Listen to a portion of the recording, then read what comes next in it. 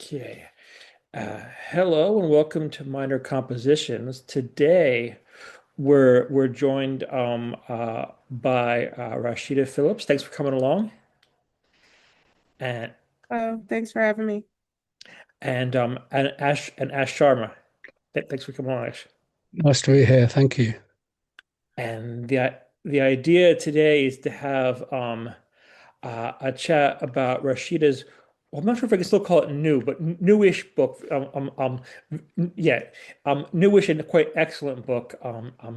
Dismantling the Master's Clock on Race, Space, and Time, um, which is out on IK, and is a really excellent book that does a lot of super interesting things and sort of linking together interesting topics around race, space, coloniality. Um, so we're going to try to get into some of those things. So maybe as a sort of starting point, um, maybe can you just sort of like unpack a little bit what you mean by the idea of the master's clock? But in the sense that a lot of times I think it can be quite common to treat time as a sort of almost a neutral category rather than one that has particular cultural, historical politics to it.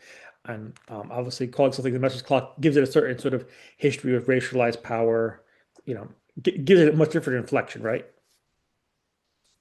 Yeah, thanks for the question. So when I talk about the master's clock, in the book, it's operating on a couple different levels. It's definitely very literal, right? Because it's talking about material cultures of time that have helped to structure and reinforce racism, colonialism, slavery, all of those things. And so a lot of the book traces the history of how clocks in particular have been used to reinforce all those things. And so when I talk about the master's clock, it's both the like clock that has been used by like slave masters and enslavers to literally regulate the time and lives of people who were enslaved. And then also that clocks, systems of clocks are actually literally called master clocks and slave clocks. And so like that actual, naming of these systems that govern global time and down to local time is quite a literal thing.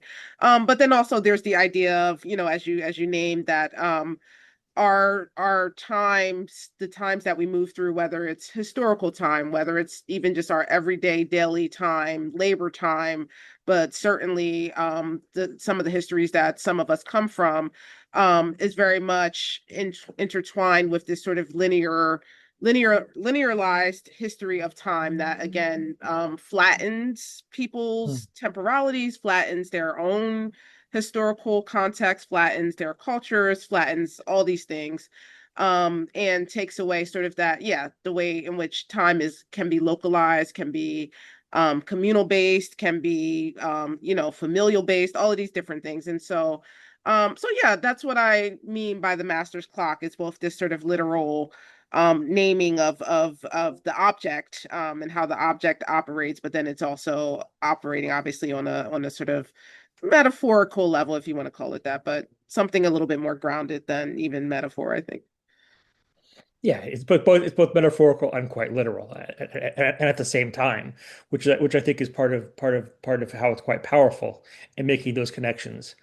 Um, and I quite like the way that you're sort of almost like unpacking different kinds of temporalities in different communities, in the Black community and other communities, and how they get sort of flattened by this imposition of standardized time. And one of the things that reminds you of, maybe this is a bit of a strange comparison, but do you know, and this is a Philly thing, on South Street, there's a particular fire station, um, which has a giant mural on it of W.E. Du Bois. Yeah. And it's like looking particularly at his work in terms of sort of like mapping out urban communities and infographics. And it seems to me part of what you're doing is sort of like thinking through some of the different ways to represent and talk about notions of time and temporality and rhythm that aren't as, you know, the are still there, but underneath, you know, despite the imposition of sort of standardized clock time. Yeah, I love that you named that mural. I love that mural. Yeah, absolutely. And Du Bois is definitely, an inspiration, and looked at his work a lot, and love that book that you're referring to with all of the infographics and different drawings. Yes, that's definitely it. It's definitely a part of my practice as part of Black Quantum Futurism with my partner. We Sorry, I don't know if you can hear this ambulance behind me. Okay, give me 1 second, sir.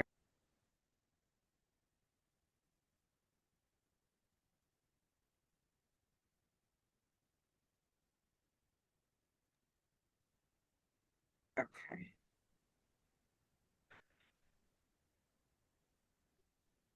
It's very loud outside.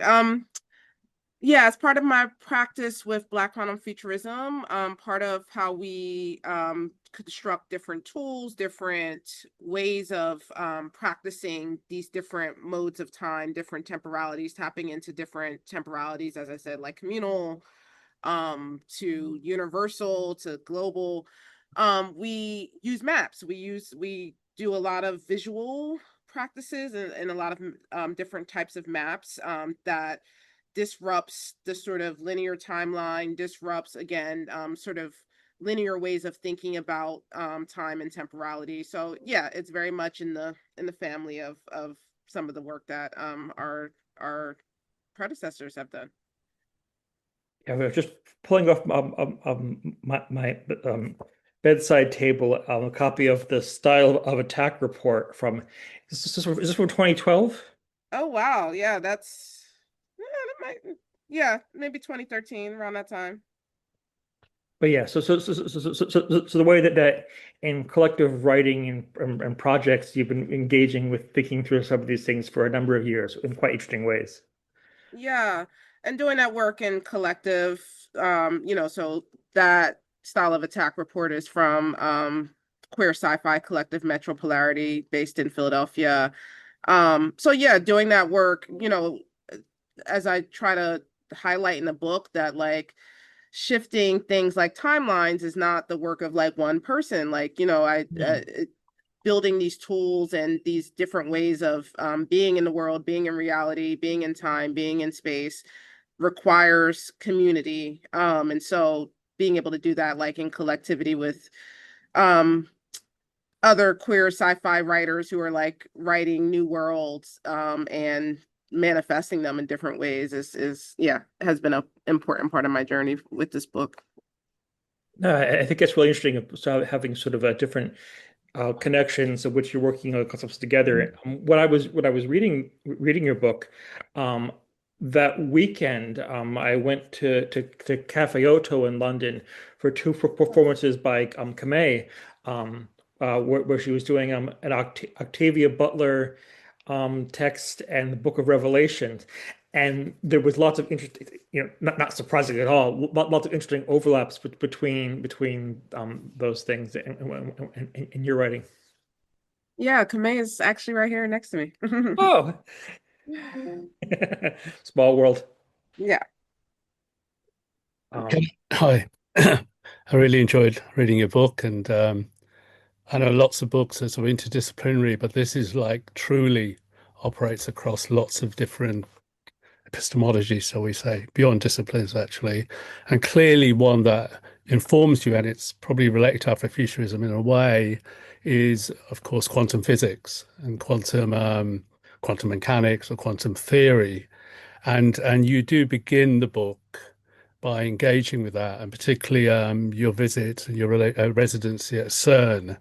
And I was really interested in that. Partly I have a background in aerospace and engineering, not sort of pure physics, but I was kind of interested in, um, like, in a way, whether you got into quantum physics, like how you got into it, and did it in a way, and this is a kind of broader question, is kind of, does that inform a set of frameworks to understanding black temporality, or that black temporality itself kind of informs a way of understanding quantum physics? Yeah, it's definitely both. They definitely inform each other.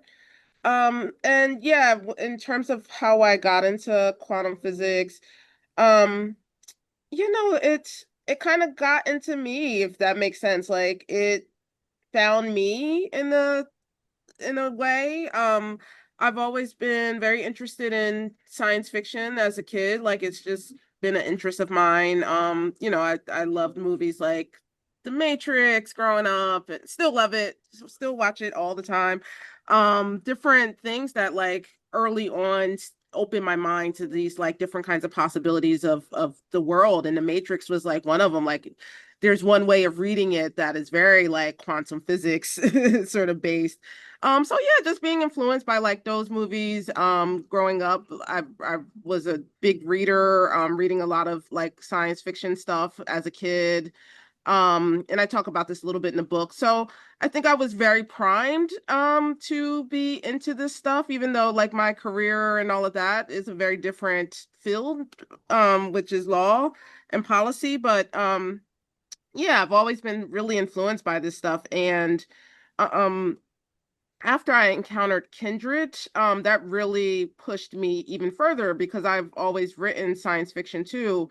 But that really pushed me even further to say, hey, I can create a time travel story that has a Black protagonist that thinks about these different ways of connecting back with time. Because the interesting thing about Octavia Butler's Kindred is that like the mechanism is not clear how this person is time traveling, how this person is getting pulled back into time. And so that left open so many possibilities for me. Because, before that, most of the time travel fiction that I've read or watched involved a machine, involved, in most cases, up until, recently, a white person or and I have a whole like chapter that was left out of the book doing an analysis of these like films and things that I grew up with, Back to the Future, all of these things, and how racial dynamics are treated in these films. But yeah, the mechanism is always like a machine or the DeLorean, right? Like in the most famous and most popular time travel shows. And so Kindred was the first thing that I encountered, and this was like back in 2008, right? So like Afrofuturism was not as present. Black faces in science fiction films were not, they when you look back, they have been there, but again, we weren't always given these parts where we can be full people, or the time travel is always like connected to like trauma or something like that. So we now have more options, but like at the time that I was growing up, right, it was very limited. So to come across something like Kindred, where the time travel was not evident what was happening, but that it was very much connected to this character as a Black woman.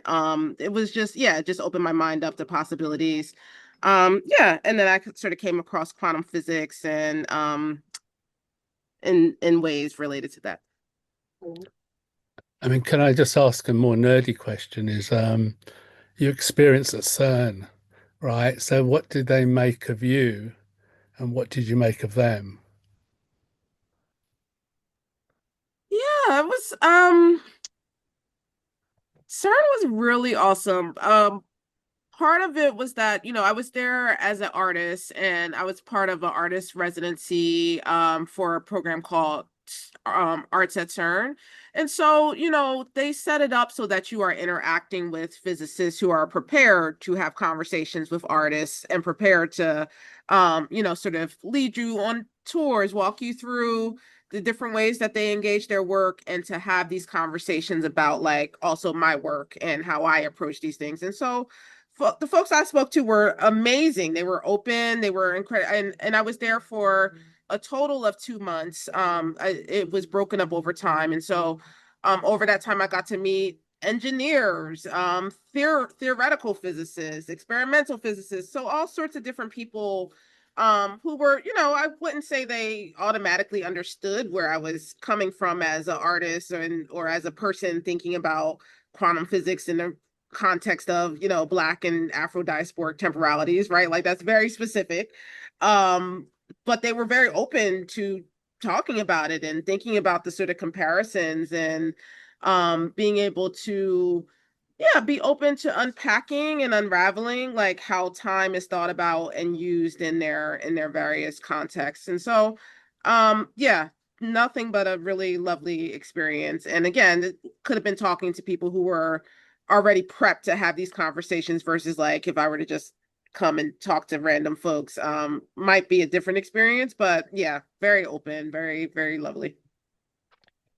So the following on from Ash's question, the impression I got from the parts of the book where you talk about your discussions with the various scientists, engineers at CERN, is it's actually quite almost seemed quite lovely. It almost seemed like they seemed to recognize that you were doing kind of like, let's say, shared or resident conceptual philosophical work at a different level. Like they'd say, okay, you're thinking about this way, but I'm coming over from here, and there was like to me sort of recognition of like there was uh something, yeah, in terms of making interconnections where like they would maybe they wouldn't have thought of it that way, but they were sort of like under or trying to understand what you're going from, and I thought that was quite nice. um Yeah. I mean, maybe that's part because when you get to a certain area of physics, it almost ends up being kind of cosmic and poetic even without meaning to be. Just things just start getting strange. Yeah, um Maybe agreed. Yeah. I mean, I think what one of the things you say, and this kind of maybe we move on to thinking about how this gets worked through in some of your specific uh, social and political context. But I was just kind of interested. I think in the end of one chapter, you say quantum mechanics, quantum physics is not a metaphor. You don't use it as a metaphor. And so I'm kind of interested how you think, how are you using it in a way? Yeah, and a lot of that lesson around like this is not a metaphor, this is actual a one for one sort of reflection on reality comes from Karen Barard's work. Karen Barard has written, extensively about this and like being able to break down that metaphor, that collapse that happens between like so-called unreality and reality. And I think, right, like that is the place at which like quantum physicists and both the theorists and experimentalists are like trying to figure out that line between like what's in the theory and what happens in reality, what can be tested in so-called reality. And so yeah, I think I'm still trying to like articulate what that means. And I think again, Karen Barard does it wonderfully. I think for my work, part of what that means is like what's happening when I'm comparing something like retrocausality and quantum physics, right? Like or a particle that's able to move forward and backwards in time that has been tested in reality. When I'm comparing that to like what a temporality could look and feel like in a Afrodiasporic context, right? Like I'm trying to collapse that metaphor to say, right, like it's more than a comparison. This is what is happening. What you're observing in physics is what's happening in people's reality and people's experiences, right? And it's things that we all experience, like whether it's, dreams or like how we hear music, right? Like there's a collapse happening with notes, right? That are particleized, can be particleized, individualized things, but then come together to make a tune that has collapsed the notes together to have a wholeness of a song, right? Like, so yeah, that's kind of what I'm getting at, right? Like, and again, it's hard to articulate. So part of how we do articulate it is through art, through like again, those like workshops, mapping practices, um being able to create a art piece that says the thing that I can't quite express all the time in words, but that you can like feel and experiment with. um like we've created these like clocks that that are based on your like how close you are, like it might spin backwards or based on sound, these kinds of things. So again, that's another place where we're trying to like collapse the metaphor of like, yeah, we're talking about these things around like clocks doing this, but how can we like switch that up so that you experience what it's like for time to move backwards, both in your face, like physically, right, and visually, but also in your actual experience in life. So yeah, that's kind of how I think about it. But again, a lot of that has been informed, and I've been really grateful to be in conversation with people like Karen Berard to be like, hey, you can push this more. You don't have to concede that it's a metaphor, like, push it beyond people defaulting to like, okay, it's cool that you're talking about this, but what does this mean in reality? Push beyond that. And so I've been able to do that with the book in some ways, but also again through like art and all that. No, and it's one of those things where you're trying to sort of like mess with or transform people's basic sort of notions of the world around you. It can be very disorienting to do. I mean, this is probably a bad comparison, but it's like watching a Christopher Nolan movie for the first time. At first you go, what's going on? What just happened? Right. And then you read it again. Yeah, for sure. Yes, Nolan, his movies are my favorite, but yeah, it is that mind unraveling stuff that's happening. And, I think also a lot of fiction does that as well, which is why I love reading and writing fiction as well. So like, Borges' works, reading a Borg story is very much that experience that I get watching Tenet and watching Interstellar and Inception. Um, The House of Leaves by Mark Danielewski, like that's another book that really has inspired, who was inspired by Borges, very obviously. So yeah, yes, absolutely. Mm. I mean, I think in a way it's speculative, right? You talk about a whole set of practices, etc. And I think maybe this is kind of saying it's kind of more than that as well. Like through the particularly the workshops and stuff that you speak about, obviously it's a kind of people are remapping their reality in different ways, isn't it? So in a way it's practice, right? It's Yeah. not purely theoretical, which a lot of the stuff around physics or even kind of Afrofuturism is really in the end, where I think it's becomes, I don't know, a speculative manual. It's not a manual, but it's a kind of do thing. In a way, it scrambles your head. So you have to sort of think about it. And I think important that you kind of introduce a collectivity, that even you're a single author, actually there's lots of voices in the book, right? Yeah, absolutely. Yeah. Workshops have been a really big part of our practice, and like being based in community and doing practice in community with people that we can like continue to practice with, right? Because practice, it can feel very linear, like you do something and you practice and then you're expected to be, but like practice has to be like perpetual in some ways. And so like being able to do that in community has been really important to the work. And again, yeah, as you know, just like a demonstration of what is possible in reality, like what when you practice a different way of being in time with a community, like it opens up a new kind of world, it opens up a new kind of way. And for me, that's also really important in the work that I do, doing policy work and as a lawyer, like to be able to see multiple possibilities, not just a specific linear one that has been like sold to us as like this is the next step in reality. Like some people make it, some people don't, some people get evicted and don't get to ever have a regular life again, right? Like being able to challenge those kinds of like things has been something that I've been really taught by like being in community with organizers who can see different types of possibilities for the future that have been foreclosed by like sort of the status quo and the normative narrative of time and space and the future.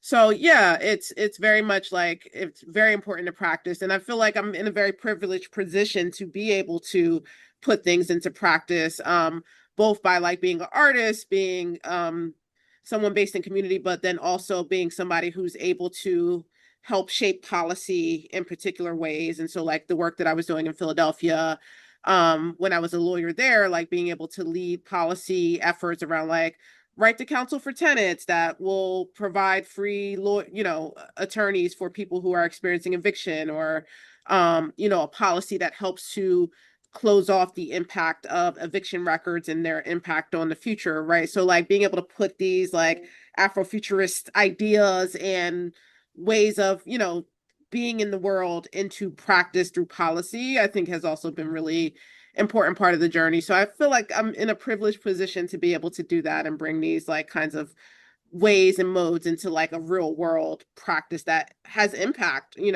the world in these particular ways. But again, I can only do that with other people. Like if it's just me, like writing a book and, I'm not in community with folks, none of it really matters, in my opinion. So Out of curiosity, maybe building upon this, I'm interested about the ways that sort of um, speculative reworking of time or engaging with Afrofuturist themes. How do people working in law and policy, like have you had similar conversations like at CERN, but with the people you work with in, let's say, your day job?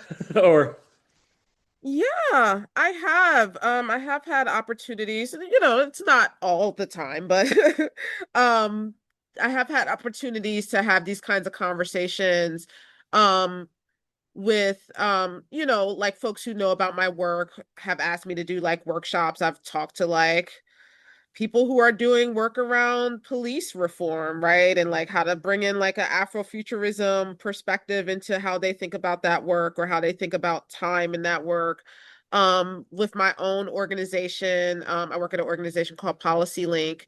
And what I've been able to do there, I created a program called the Spatial Futures Initiative, and through that, I'm working with like policymakers and policy advocates and being able to have conversations with them about how they bring these modes of thinking into their work.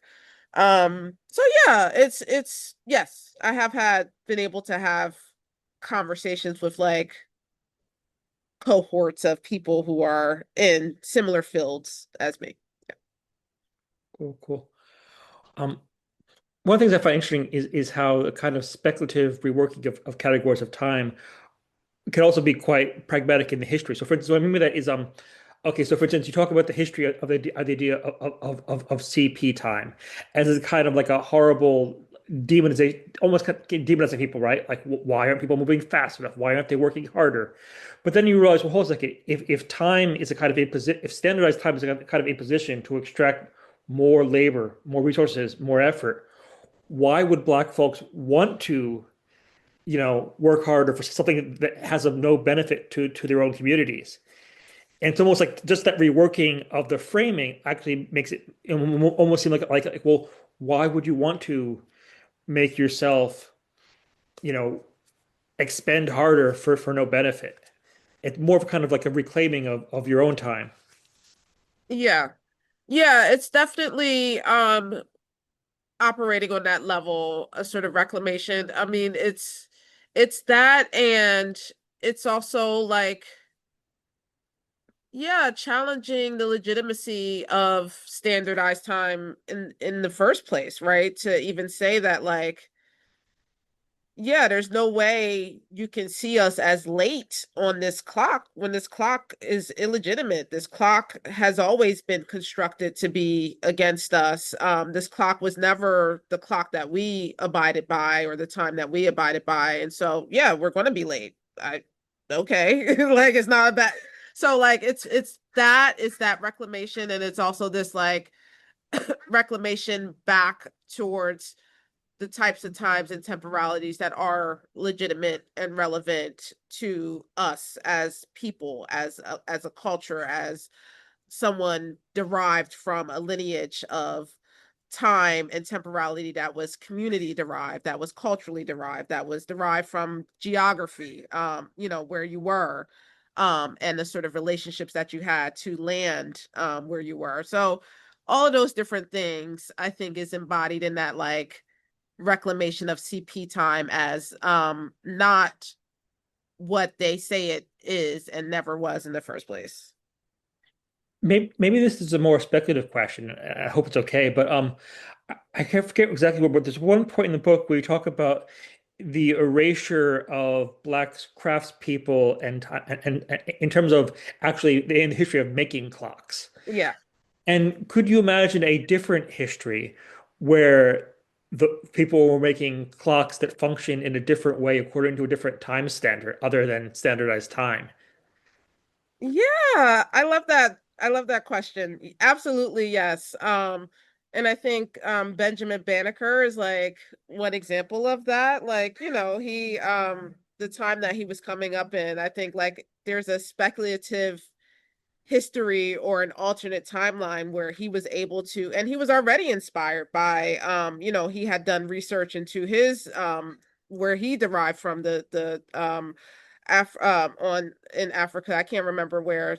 Um, I think it might be Bantu, but yeah, and bringing those into like how he was observing the stars and how he was building clocks as well. So like, yeah, I could totally imagine a speculative or alternate timeline where these things have um been created and Black craftspeople were able to more specifically bring in because they already were like they were, as I talk about in the book, they were already bringing in some of the practices from their homelands into how they were constructing like and the skills that they had to construct the clockwork, both the internal clockwork and the casings that held the clockwork. And so, yeah, I could imagine a different history where like folks were building clocks and maybe this did happen and we just don't have evidence of it. Like they burnt down Benjamin Banneker's house and all of his plans and everything that was in it. So, who knows what, he was working on. I always think about that, like what was lost in the fire that happened shortly after his death, and speculate on that. So, yeah, thinking about that for these other crafts folks, because there were many of them, and of course they built a lot of the, not just the infrastructure but the material culture of America in terms of everything, pre sort of manufacturing. So I think, yeah, that, and pre like sort of industrial revolution or whatever. So I think yes, I love that prompt and absolutely think in a alternate timeline or one that coexists with this one that was happening. And I also talk about that kind of similar idea in the last chapter of the book around time capsules and the sort of time capsules that have been unearthed that have Black people's histories, and sort of that speculation of how yeah, other types of time capsules exist that aren't legible necessarily to us when we're thinking about linear time. Mm.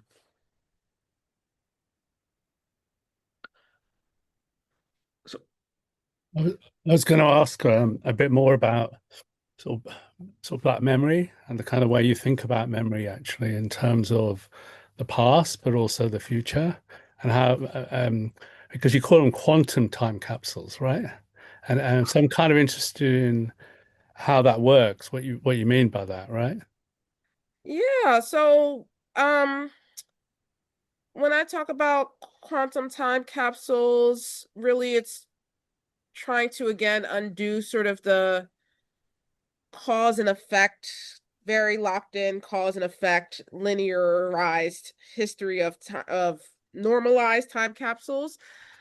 Because there was a noticing, right, that these time capsules, at least the ones that make it into our collective consciousness, or even the ones that we create in our own like communities, like, I'm sure I've done a time capsule exercise in school, right? But the types of things that make it into these time capsules are typically not Black histories. They're not Black people. They're not our histories. And so um quantum time capsules was like this way of like disrupting that, because of course if we're thinking about linearized history, cause and effect, of course it's going to leave us out. We're not meant to be part of those histories. We're not meant to be part of those time capsules which represent that history and which represent the sort of opening of that in the future.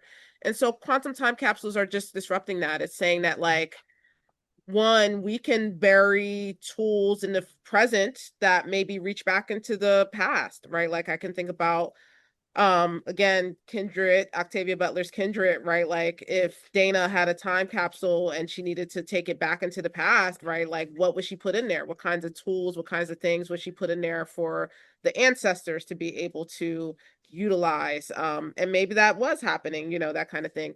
And then also it's this like legibility of the types of ways that if we're thinking about Black and Afro-diasporan temporalities in the making of the time capsule itself, right? Like if the form of the time capsule is taking on these different types of temporalities, what else is possible, right? Like how else does that look? Is it just a tin box that's buried underground, or is it maybe something that's living, maybe something that is not buried, maybe it's something that's hidden and is secretive, and then we never find out what that thing is because it was meant for, so just like it just opens up the possibilities for yeah, what a time capsule can hold, what it can do, what it can be, what it can represent, what histories it holds.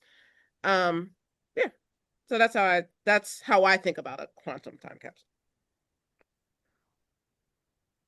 One phrase that you use, I think, towards the end of the book that I really like is when you say that liberation cannot be measured in terms of when. And I find that really suggestive. But then I'm also thinking about how to think about liberation not fixed to a sort of certain kind of narrative arc or time framework, So not thinking, like the arc, the moral arc of history bends in the long term, but like it's almost like kind of like a repairing of time or a kind of a like you said, almost like giving things back to the past and the present. So I'm just wondering about when you try to think about liberation, not in terms of when, then how do you think about like a process of organizing that isn't necessarily fixated on a set time order? Does that make sense? It does, yes.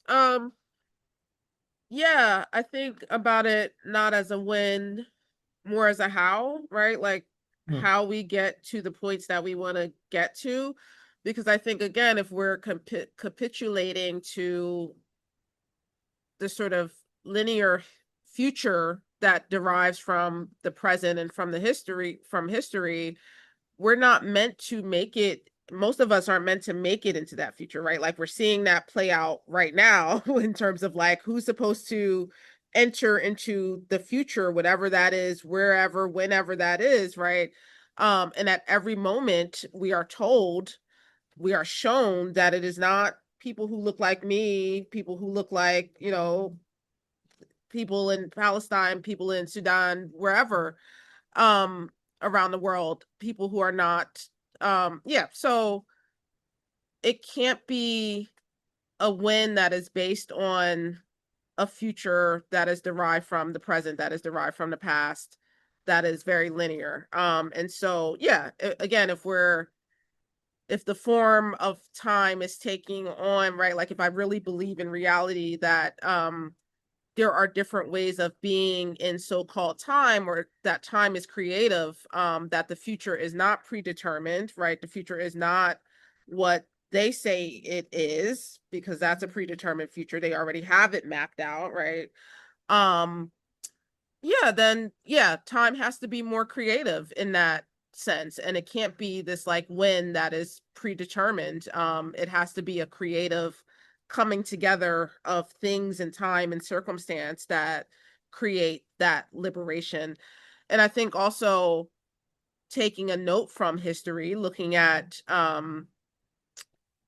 enslavement and emancipation, and I talk about this in the book a lot of yeah, supposedly Black people were liberated, but that didn't happen at one point in time. It happened supposedly legally, right, over time, in different ways, in different waves, for different people at different times. And so yeah, that alone shows us that liberation can't be a when pinpointed on a specific date and time. And so for me, that just opens up possibility. It doesn't foreclose it. It's challenging, of course, to like understand like what does that mean? But again, I can't do that and should not do that alone. I have to do it with other people, so that lightens the burden for me to like figure it all out, of course, as one person. So yeah. Yeah, I mean, I think that idea of indeterminacy and not knowing how be, but only through kind of collective thinking and looking at different histories. And as you say, the kind of the past and the future become multiple and kind of rethought. And in terms of, there's already kind of areas, there's histories of Black people who have kind of got liberated, right? And they have got freed, even in terms of slavery, right? So there's kind of those narratives, and I think you kind of speak to that actually, and in mythology, right, and cosmologies, there's other ways of being. And I suppose the question you ask or don't need to answer is kind of what does liberation look like, right? That it is quite open, and the question of temporality is, I think. I did like the chapter on waiting and the idea of waiting as a, because in a way it kind of brought a lot of stuff together about the problem of time for Black people, right? But I want to kind of flip it a little bit. Do you think you can think about waiting as something positive, right? If it's defined through Black construction of temporality. I mean, I don't know what you think of that, right?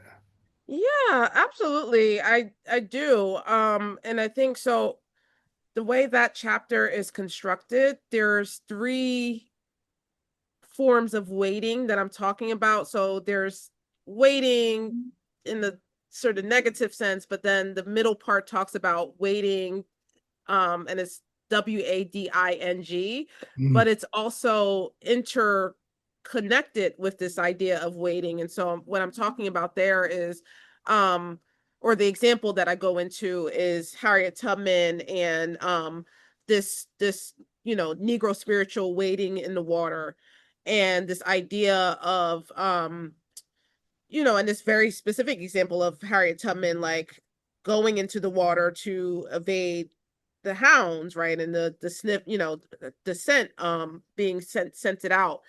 And so this idea that like in that moment, right, like they're waiting, literally waiting and waiting, both senses of the word, in the water. And that moment of waiting, that stillness, that like being underneath the tide, that moment like is a portal like that protects them in that moment. And so yeah, in that sense, like I do think about um waiting as a tactical tool, if you will. And for me, I'm an Aries. I'm very impatient, and so the idea of waiting is a challenge for me to think about. And so I do think about like ancestors and like the way in which they had to wait or slow down time, be in that stillness of time in order to survive, in order to get into the next moment or the next day. So yeah, I think it's complicated, and I do think it's a tool, and it can be a positive thing, but I try to explore all sides of it in that brief chapter. Hmm. So I don't want to keep you too long because I know you have to go back to your sort of everyday demands of labor and things to do. Um, so maybe if we could sort of nudge sort of getting towards the end, maybe we just say is do you know what you're going to be okay? I don't say working on next, but sort of like what happens now for you?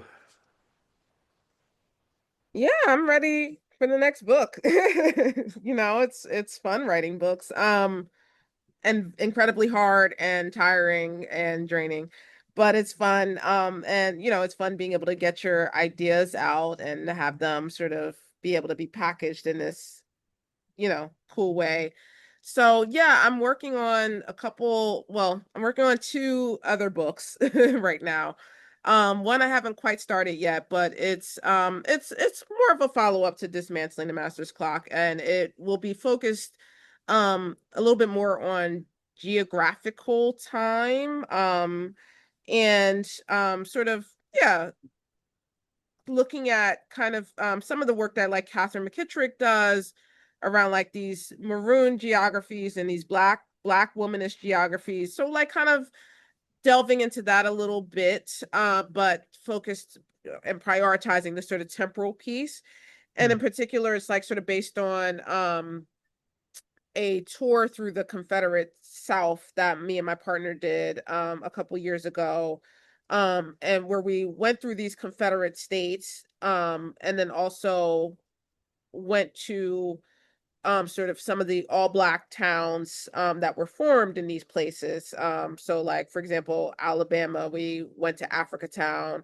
Um, and yeah, so I'm gonna hopefully we'll be writing a book about that experience. And then I also write fiction, so dusting off some of my fiction stuff. And there's a chapter, I talked about this earlier, but there's a chapter from Dismantling the Master's Clock that didn't make it into it, which was chapter 8. And so that chapter was focused on time travel specifically. So I'm actually thinking about building that chapter out into a book. So yeah, some stuff to come. We'll see if anyone There's will take me. something quite something quite interesting about almost the temporality of writing and reading itself. Because, for instance, if our current condition is all about intensification, speed, more and more and more, the labor required to write and to read a book is kind of slowing itself in a way. Oh yeah, I it is, and which is frustrating. But yes. I mean, it might not go into the podcast, but I mean, how do you write the book? I mean, this is kind of a big book, right? And there's lots of, um, as you say, kind of self-contained chapters, but there's a lot of interconnection and sort of ideas and threads through them as well. I mean, how did you write the book? I mean, what was the process in a way? Yeah, so I would say that about half of the book were essays that I had already written over time. So probably over maybe a little less than a 10-year span of time, I had written like for example, the waiting time chapter was a blog piece that I had written back in like 2019, I think. That I had just put up on my blog, and then I like took it down and like expanded it for this book. And then a couple other pieces were ones that I have written for like different art exhibitions or different pieces that, yeah, went into different like books and things like that. So part of it was compiling those pieces, rewriting them, expanding them, interconnecting them. And then there are maybe 3 chapters that are new. And so those also were probably written more recently. So like I think probably once I got the book deal, like I had probably sketched them out what I wanted. So like for example, the chapter on CPT was new and was again, sort of based on my CERN residency, but also like some research that I have been doing over the past 10 years, right? So like it's both that like it was new, but it was like research and things that I had already been writing for a long time, and like different snatches of things that were in other places.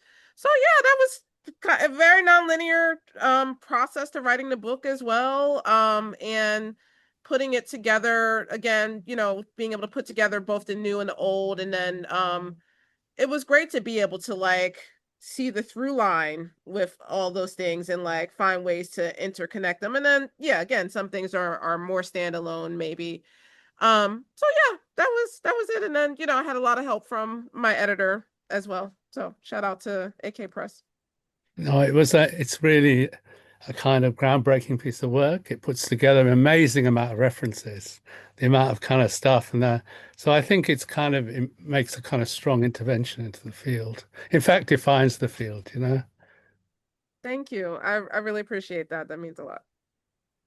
And I think there's something quite poetic about doing a book with AK in the sense that if you're going to have a more grounded community-based notion of time, oftentimes that will happen through having better forms of economic democracy, having more control over your life and community. So you can have different notions of time very practically, you know. Yeah, I agree. I think it was a great home for the book. And yeah, I feel like I had the space to talk about things in a way that would connect on a very practical level to their audience as well. Anarchists and organizers and the folks out there really doing the work, like moving us into different futures. So I think, yeah, it was a good home. Cool, cool. Well, thank you very much for coming along, Rasheedah, and thank you very much for coming on, Ash. It was a great, great conversation. Thanks so much. Yeah. And we'll use